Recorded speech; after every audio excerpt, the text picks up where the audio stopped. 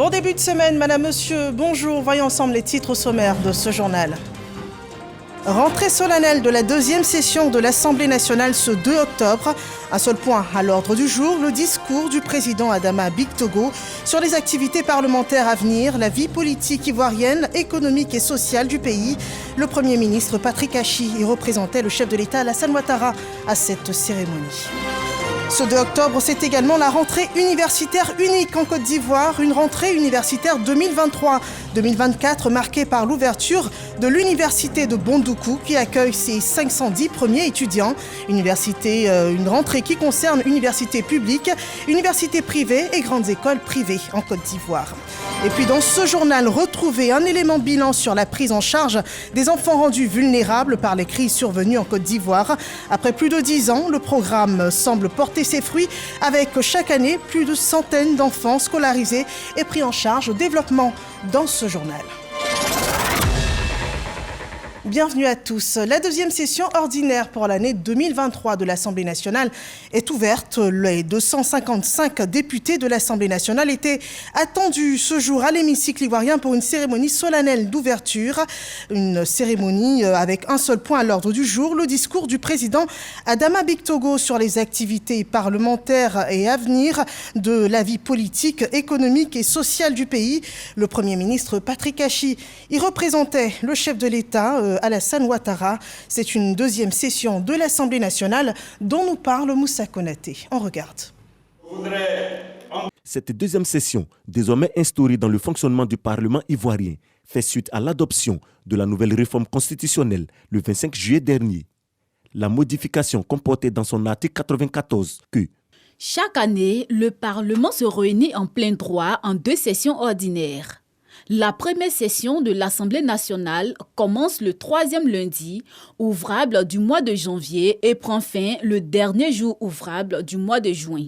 La deuxième session de l'Assemblée nationale commence le premier jour ouvrable du mois d'octobre et prend fin le dernier jour ouvrable du mois de décembre. Les députés et sénateurs avaient donc voté à la majorité le texte de la réforme constitutionnelle. Sur la table des députés pour cette deuxième session, 18 textes de loi ainsi que le vote du budget de l'État avec le passage des différents membres du gouvernement devant la Commission des affaires économiques et financières. À cette cérémonie solennelle d'ouverture, le patron de l'hémicycle va prononcer un discours d'orientation. L'allocution du président Adama Bictogo portera sur les activités parlementaires à venir, la vie politique, économique et sociale du pays. La séance va enregistrer la présence d'une délégation du Parlement panafricain en mission en Côte d'Ivoire. Et c'est un lundi des grandes ouvertures en Côte d'Ivoire. Ce 2 octobre, c'est également la rentrée universitaire unique sur tout le territoire. Une rentrée universitaire 2023-2024 qui concerne universités publiques, universités privées et grandes écoles privées de Côte d'Ivoire. Et cette année, l'enseignement supérieur de Côte d'Ivoire devrait recevoir plus de 100 000 nouveaux étudiants, les nouveaux admis au baccalauréat 2023. C'est une rentrée universitaire unique marquée par l'ouverture officielle de l'université de Bondoukou. Les premiers étudiants, au nombre de 510, sont encadrés par une équipe de 50 enseignants. Une université à Bondoukou qui s'étend sur 305 hectares et qui peut former jusqu'à 3000 étudiants. C'est surtout une fierté pour tout le Gontougo et 24 heures. Avant l'ouverture, les populations citaient les avantages à avoir une infrastructure universitaire dans leur région. Au micro de Hermania Mia. Université de Bondoukou, la dernière née des établissements d'enseignement supérieur public de Côte d'Ivoire, ouvre ses portes ce lundi 2 octobre. À moins de 24 heures de cette rentrée solennelle, les ouvriers sont encore à la tâche pour les dernières retouches sous l'œil vigilant des responsables de l'université. Des coups de balai sont donnés ça et là pour débarrasser les artères de la poussière. Le bâtiment qui abrite la présidence de l'université, l'école d'architecture et d'urbanisme, ainsi que les amphithéâtres et les restaurants entièrement terminés, donnent fière allure. L'université est prête à démarrer ses activités administratives et également ses activités académiques. Ici, nous sommes dans une université qui est prévue être construite en 4 phases. Nous ne sommes qu'à la première phase qui est capable d'accepter 3000 étudiants avec 1000 lits d'hébergement. Mais à terme, c'est 20 000 étudiants qu'on attend ici, avec 3000 lits. Dans les résidences universitaires, les lits sont déjà installés, tout comme le réfectoire qui est prêt à accueillir les étudiants.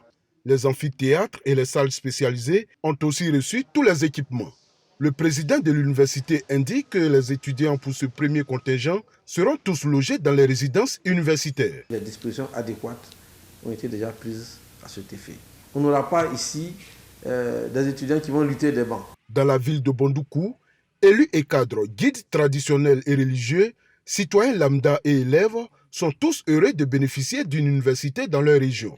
Pour eux, cette infrastructure universitaire va donner un coup d'accélérateur au développement du district du Zanza. C'est vraiment une satisfaction pour moi et surtout pour nos enfants qui viendront étudier dans cette université. Il y a des bacheliers même qui sont restés dans leur village puisqu'ils n'ont pas de contact ailleurs.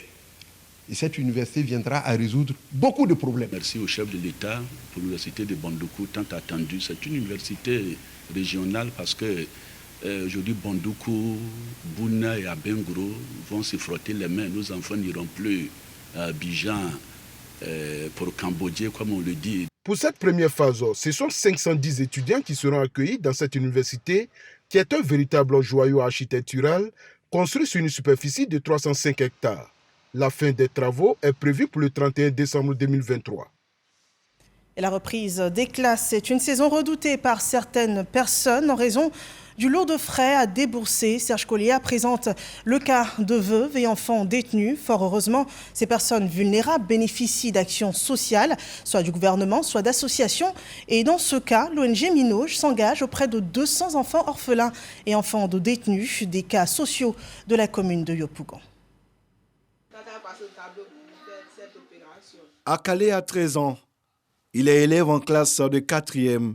Ce matin, en compagnie de ses frères et sœurs, il révise ses cours en ce début d'année scolaire. Les enfants étudient sous le contrôle de Mémé Madeleine. Elle s'occupe des gamins depuis tout petit, avec à sa charge leur scolarité. Au quotidien même, c'était dur pour moi. Maintenant que la rentrée est arrivée, il faut voir le transport, les fournitures, déjeuner, manger de midi, tout ça là, c'est lourd. Non loin de là, à Yopougon Sikoji, vit Mireille. Elle est veuve et confrontée au manque de moyens financiers en période de rentrée scolaire. Il faut inscrire les enfants. Il faut trouver les fournitures scolaires. Penser comment nourrir même les enfants. Comment payer le loyer du propriétaire qui nous poursuit. Des cris de cœur entendus par l'ONG Minoj. L'organisation soutient chaque année les enfants orphelins. Des kits scolaires sont distribués aux orphelins, élèves de la maternelle à la terminale. J'ai reçu des cahiers de 4e. Ça me fait plaisir d'avoir ces cahiers. Ça va nous permettre de nous mettre à jouer, de copier les cours comme se doit à l'école. Ce geste humanitaire est élargi aux enfants des détenus de la maison d'arrêt et de correction d'Abidjan. Ce n'est pas facile pour un père ou une mère en détention et penser à son enfant dehors. C'est pourquoi nous, étant aumôniers, nous frappons à toutes les portes pour aider ces enfants-là. Cette initiative est suivie d'une activité artistique dénommée Concert pour la rentrée scolaire en faveur des enfants orphelins et des enfants de prisonniers. Une occasion pour attirer l'attention sur la situation difficile de ces familles. Si c'est difficile pour ceux qui ont leurs parents, qui ne peuvent même pas aller à l'école, c'est pas pour ces enfants démunis là que c'est facile. C'est pas pour les veuves que c'est facile. C'est pourquoi il faut penser à ces personnes-là. Au total, 200 bénéficiaires repartent avec des kits scolaires grâce à l'ONG Minoj et à ses donateurs. Et voilà des actions sociales qui viennent accentuer celles du gouvernement. L'État ivoirien, par son programme d'indemnisation des victimes des crises survenues en Côte d'Ivoire, prend en charge des centaines d'enfants. Après plus de 10 ans, quel impact sur les bénéficiaires? Quelles sont les actions pour les enfants hors du système scolaire? Réponse dans cet élément proposé par Michel Mambo. Moi, c'est Franck Théa Kouyo.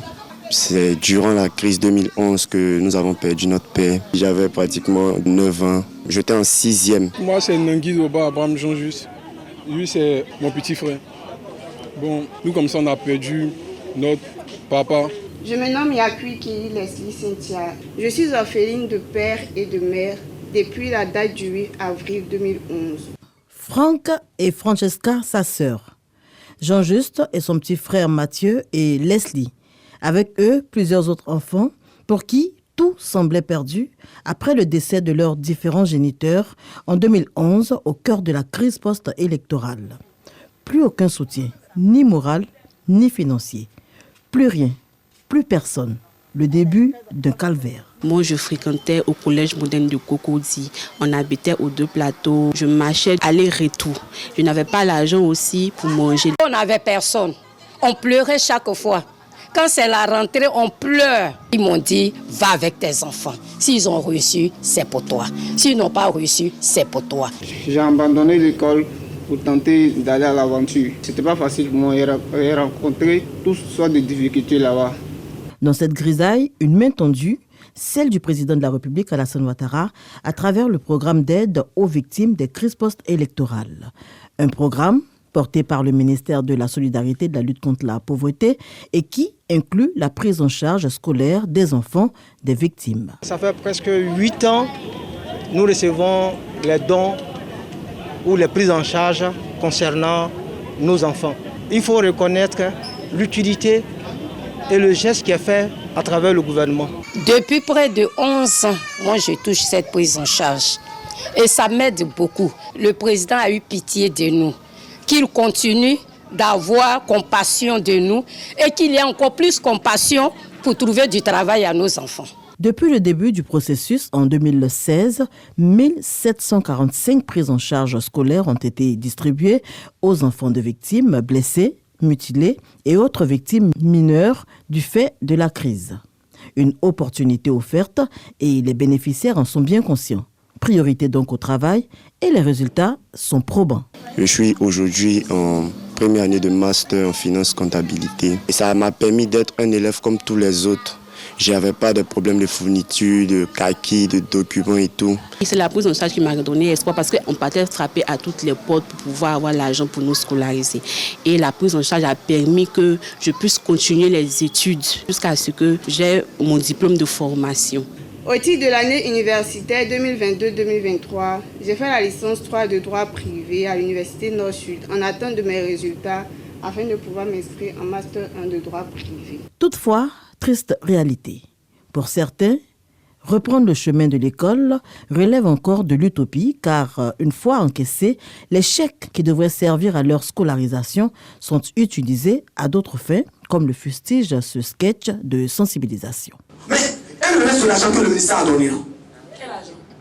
Le reste de l'argent que le ministère a donné là? C'est pas l'argent de la scolarité des enfants que tu as pris la semaine dernière pour aller parier, hein?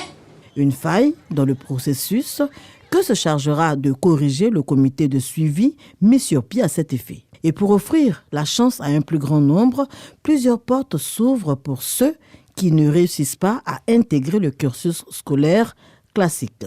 Le ministère de la Promotion de la Jeunesse et celui de l'enseignement professionnel s'associent au programme. L'école de la deuxième chance. Cette école-là, elle se déploie à travers plusieurs activités de formation, à travers des activités d'apprentissage, apprentissage diplômant et apprentissage qualifiant. Il est déployé avec la collaboration de certains ministères, dont ici le ministère de la Promotion de la Jeunesse, avec qui le ministère de l'Enseignement technique et de la formation professionnelle a entamé de nombreux chantiers. Présentement, on a aussi avec le ministère des Sports lancé un vaste programme de recrutement de 5000 jeunes. Cette année, ce sont 218 prises en charge scolaires qui ont été distribuées à 115 familles. Le lieu pour la ministre de la Solidarité et de la lutte contre la pauvreté, Miss Belmondo Dogo, d'appeler les jeunes à s'approprier le programme jeunesse du gouvernement. Toutes les portes sont ouvertes. Si l'enfant ne réussit pas dans le cursus normal, nous avons l'enseignement professionnel, nous avons l'école de la deuxième chance. Il y a une panoplie de programmes qui s'offrent à notre jeunesse. Si nous n'arrivons pas à canaliser notre jeunesse, si nous n'arrivons pas à occuper notre jeunesse, dans 5 ans, la Côte d'Ivoire sera qu'une Côte d'Ivoire de grands monuments. Et donc on aura de grandes bâtisses, on aura de beaux ponts, mais on aura raté le capital humain. Pour le président de la République, le plus important, c'est le capital humain. Et ce capital humain, c'est notre jeunesse. Le programme jeunesse du gouvernement 2023-2025, c'est 1,118 milliard de francs CFA en vue d'impacter 1 500 000 jeunes sans distinction de classe sociale. Dans cette dynamique, 18 de ces orphelins du fait des crises post-électorales ont été présentés par le ministère de la Solidarité cette année aux différents concours d'entrée dans la formation professionnelle. Voilà un reportage qui présente le témoignage de vie reconstruite par l'initiative du gouvernement ivoirien. Cette rentrée scolaire apporte du nouveau dans le village de Kpakoko, c'est à 10 km de Divo, une école primaire de 6 classes équipée et disposant d'une cantine scolaire. Serge Pakamdidi et Sephora Zegui nous font part de l'ouverture. Groupe scolaire Tanya St. James Elementary School, un nouvel établissement pour les écoliers de Kpakoko, village situé dans la localité de Divo, région du Lodjibois. Un don de la fondation Tanya St. James, structure humanitaire en faveur des personnes vulnérables. On crée un environnement qui est plus propice à l'excellence académique, à la croissance de ces enfants. Et alors notre vision, c'est de forger les leaders de la future génération, non seulement de la Côte d'Ivoire, mais aussi de l'Afrique. Ces bâtiments flambant neufs viennent remplacer ceux de l'école communautaire de fortune construite à la suite du décès accidentel de 2 élèves se rendant à l'école dans un village voisin. Ce don vient soulager tous les enfants de Kpakoko. Heureux, les habitants expriment leur joie et leur reconnaissance à travers des danses et des chants. Je suis contente pour ce don. Je remercie le tonton et les tantis. Restez focalisés sur vos études, travaillez durement, écoutez vos enseignants, écoutez vos parents, rêvez grand. Le directeur départemental de l'éducation nationale et de l'alphabétisation salue l'initiative et appelle les parents d'élèves à un entretien régulier de l'école. Au nom du préfet de Divo, la sous-préfète réitère sa gratitude aux donateurs pour cette infrastructure qui vient impulser la vision de l'école pour tous. À nos chers enfants qui vont apprendre dans cette école-là, je voudrais vous demander d'étudier, produire de bons résultats pour être des cadres de demain. Cette école qui comporte 6 salles de classe équipées de tables-bancs fonctionne à l'énergie solaire et dispose d'une cantine et des latrines. En économie, l'actualité, c'est la hausse du prix du carburant, 60 francs CFA, en plus sur le coût du super sans plomb et du gasoil à la pompe. Un ajustement maîtrisé selon des experts en questions pétrolières et énergétiques. Explication avec Léon Bro. Le monde entier se partage en ce moment seulement 100 millions de barils de pétrole brut par jour, l'équivalent de 75% de la demande mondiale d'énergie.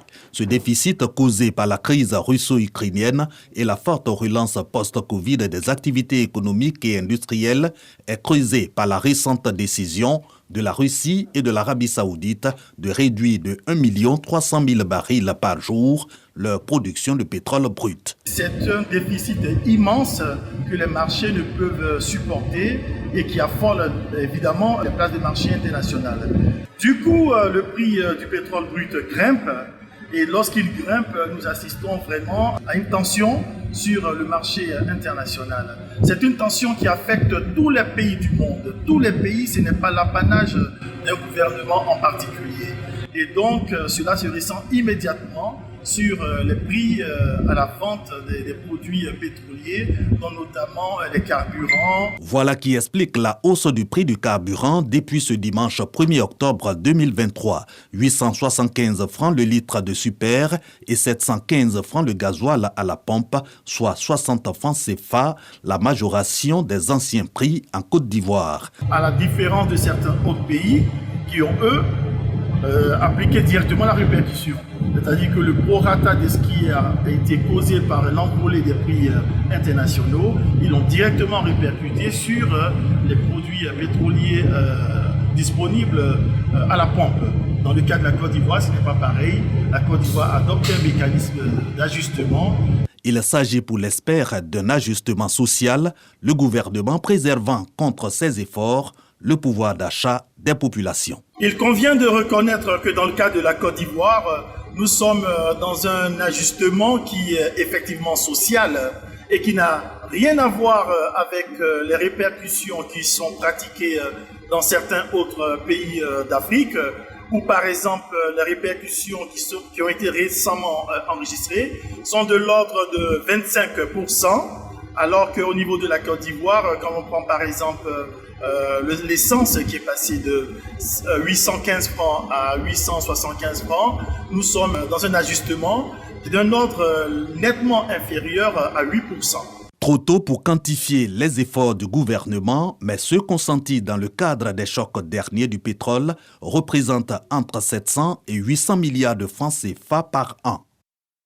Et maintenant, l'actualité du Sahara 2023, cette 6e édition du Salon de l'agriculture et des ressources animales d'Abidjan porte ses intérêts sur la souveraineté alimentaire. Le parc d'exposition présente des solutions sur l'autosuffisance en riz ou encore des stratégies d'ensemencement, des offres pour la sécurité alimentaire en Côte d'Ivoire dont parle Franck Quadio.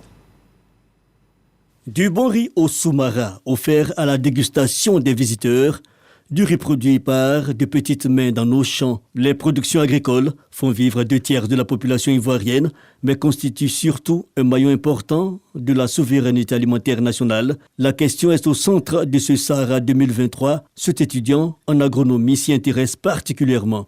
La Côte d'Ivoire importe environ 50% de sa consommation locale en riz. Donc, ce qui fait qu'on est clairement, on n'est pas autosuffisant en riz en fait au niveau de la Côte d'Ivoire. Et je pense que le Sahara va permettre de pouvoir ouvrir de nouvelles perspectives en fait sur ça. Le riz, justement, l'État ivoirien a une politique qui commence à prendre forme et là de riz est présent sur le site pour répondre aux préoccupations. Le besoin aujourd'hui se chiffre à environ 2 millions de tonnes de riz blanchi par an. Nous ne produisons qu'environ 1 200 000 tonnes. Donc nous avons un gap de moins 800 000 tonnes. C'est vers ça que nous courons. Aujourd'hui, nous exploitons en riz irrigué que 55 000 hectares pour un potentiel de 200 000 hectares. Donc quand tout ça va rentrer en production, c'est quelque chose qui va aller très vite. Ensuite, ce qu'il manque maintenant, c'est l'argent pour exploiter tout ça. Dans les explications, j'ai compris que l'État même est disposé à accompagner le paysan pour l'accroissement de son business de riz. Voilà, mais je crois que l'information ne passe pas suffisamment. Le riz, mais aussi d'autres denrées dont la production dépend de facteurs tels l'ensemencement. Ces promoteurs proposent des semences hybrides. Une semence qui est productive et puis une semence qui est résistante et ça sort une semence qui est hybride. C'est possible. 1 hectare de pâte noire, vous pouvez avoir 40 à 45 tonnes, hein. À 50 même, aller au-delà de 50 à l'hectare. Voilà. Au lieu de peut-être que 10 tonnes. Une bonne production, mais aussi des bons intrants. La stratégie peut aussi être bio. Le combat de cette entreprise locale spécialisée dans l'agriculture bio. Sécurité alimentaire, notre objet en fait, c'est de faire en sorte que nos terres restent toujours fertiles pour que la production puisse être faite le plus longtemps possible. Le bio qui génère aussi de l'emploi. Porté par le ministère des Ressources halieutiques et soutenu par le Japon, le projet de développement des techniques de valorisation des pratiques halieutiques outille ces femmes marailleuses pour la promotion d'aliments bio à base de poissons, le surimi. Il est constitué du surimi même et de tous les légumes du terroir, la tomate, le chou. Une alimentation saine. Et vous savez, aujourd'hui, on est assez stressé. Et l'environnement il est assez pollué. Mais quand il y a une alimentation qui peut nous donner de nous régénérer, mais ça ne peut être que l'aubaine. Bien manger, mais il s'agit aussi de tendre vers des exploitations agricoles plus saines, mais moins expansives. Les forestiers exposent lors de ce Sahara leurs solutions. L'agroforesterie est l'une des solutions aujourd'hui. L'adoption du nouveau code forestier justement fait introduire ces concepts donc agroforestiers. Aujourd'hui, des campagnes de sensibilisation sont menées sur le terrain pour pouvoir justement sensibiliser nos parents donc à cette nouvelle pratique. C'est vraiment pouvoir concilier l'arbre et l'agriculture. L'agriculture africaine face aux défis des chocs internes et externes. Quelles innovations structurelles pour améliorer les secteurs agricoles et la souveraineté alimentaire? Le thème du Sahara 2023, la 6e édition. Et nous sommes au 4e jour du Sahara, une journée qui conjugue jeunesse et agriculture, avec pour thème jeunesse et agriculture africaine résiliente et instrument de financement pour l'atteinte de la sécurité alimentaire. Ce sera une occasion pour tous ces jeunes de soumettre leur dossier pour financement dans le cadre du projet de développement des chaînes de valeur vivrières. 135 milliards de francs CFA sont disponibles pour les jeunes dans le cadre de ce programme. Et la jeunesse est encore sollicitée pour la promotion de l'économie verte dans le cadre de la Journée mondiale de l'habitat, célébrée chaque 1er octobre. Les jeunes Ivoiriens sont appelés au renforcement de la cohésion sociale, mais également à la valorisation de matériaux locaux non polluants, une contribution souhaitée par l'ONG internationale Habitat for Humanity Côte d'Ivoire. Commentaire par Alexis Ouetraogo. Didan Glossou, village situé dans le département de Toumoudi. Ici se déroule une journée de volontariat et de construction de logements et de latrines écologiques. Le projet s'inscrit dans le cadre de la Journée mondiale de l'habitat. L'activité veut impliquer les élèves à la valorisation des matériaux locaux non polluants, une initiative de l'ONG internationale Habitat for Humanity Côte d'Ivoire. Le principal matériau utilisé, c'est la terre.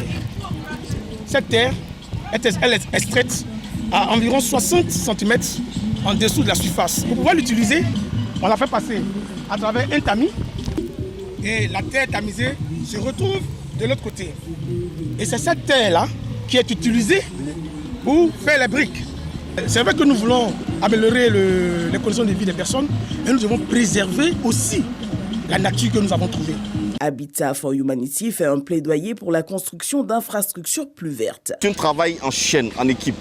Et aujourd'hui, nous voulons, à travers cette journée, montrer à nos jeunes qu'il est possible de s'engager tôt, s'engager pour une œuvre sociale, afin qu'ensemble, main dans la main, on puisse construire donc une jeunesse forte, une jeunesse consciencieuse. Consciencieuse des problèmes d'aujourd'hui, notamment des problèmes liés au changement climatique. Parce qu'il s'agit donc de démontrer à ces communautés qu'on peut construire donc la résilience en équipe afin de lutter contre ces changements climatiques.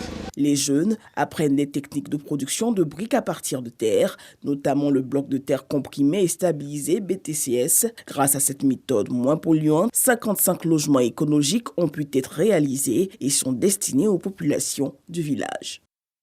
Et la note de sport dans ce journal, le club ivoirien ASEC Mimosa l'emporte sur les Libyens d'Al-Hali de Benghazi à Bouaké lors du match retour du second tour préliminaire de la Ligue des champions de la Confédération africaine de football. Le score 2-1, l'ASEC Mimosa avec cette victoire se qualifie pour la phase des poules de la Ligue des champions qui sera animée par 16 clubs, résumé par Odile Omblé. Très tôt, ce sont les jaunes et noirs qui prennent les devants au stade de la paix de Bouaké. On joue la 11e minute. Pokou récupère au forceps un ballon et sert à propos Mofessé Karidula 1-0. Piqué au vif, Al-Hali Benghazi répond efficacement 8 minutes plus tard. Les Libyens manquent même de prendre l'avantage sur ce tir de Salim Fati. La barre transversale de Foli Ayayi s'interpose. À la 38e minute, Karidula revient et double la mise, profitant d'une mésentente dans la défense libyenne. 2-1 avant la pause. À la reprise, les poulains de Julien Chevalier s'installent dans le camp libyen pendant un quart d'heure. Malheureusement, cette domination restera stérile. Réaction libyenne à 3 minutes de la fin du temps réglementaire. Mohamed Ali est trop court et rate l'occasion rêvée par les bouchers. Victoire de l'ASEC Mimosa qui signe son grand retour en phase de poule de la Ligue des champions africaine après 4 ans. Voilà, résumé d'une rencontre sportive par RTI Sport. Nous parlons à présent de coopération internationale. La République populaire de Chine en Côte d'Ivoire, par son ambassade, a commémoré la 74e année d'existence de la fondation de la République populaire de Chine, un événement que rapportent Souleymane Donisongou et Abou Sanogo. Un temps stop pour célébrer le 74e anniversaire de la République populaire de Chine. En compagnie du ministre d'État, ministre des Affaires étrangères, de l'intégration africaine et de la diaspora Kandia Kamara, Wu Ji, l'ambassadeur de la République populaire de Chine près la République de Côte d'Ivoire, affiche la vision de son pays au cours des prochaines années.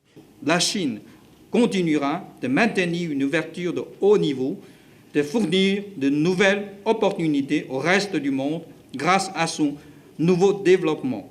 L'année 2023 marque le 10e anniversaire de la construction d'une communauté d'avenir partagée pour l'humanité, concept majeur formulé par le président chinois Xi Jinping. Partenaire commercial privilégié de la Côte d'Ivoire, les deux pays entretiennent d'excellentes relations bilatérales. Nos deux pays sont de bons amis, de bons partenaires et de bons frères. Au cours des 40 dernières années, les relations bilatérales se sont toujours développées de manière saine et régulière. La confiance politique mutuelle n'a cessé de s'approfondir et la coopération dans divers domaines a donné des résultats fructueux, surtout sous la direction stratégique du président Xi Jinping et du président Alassane Ouattara. Cette commémoration marque les 40 années de relations diplomatiques entre la République populaire de Chine et la République de Côte d'Ivoire. Et voilà une consécration des 40 années de coopération donc entre la Chine et la Côte d'Ivoire, un élément qui met un terme à ce journal. Merci de l'avoir suivi et excellent après-midi sur RTI 1.